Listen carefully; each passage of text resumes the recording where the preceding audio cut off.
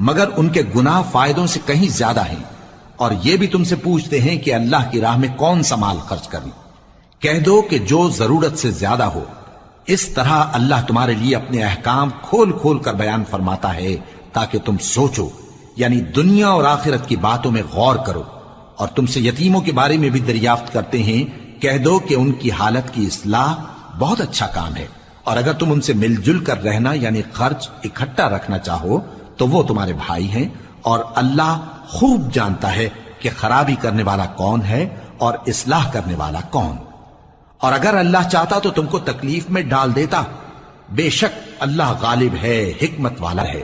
اور مومنوں مشرک عورتوں سے جب تک وہ ایمان نہ لائیں نکاح نہ کرنا، کیونکہ مشرک عورت خواہ تم کو کیسی ہی بھلی لگے اس سے مومن لونڈی بہتر ہے۔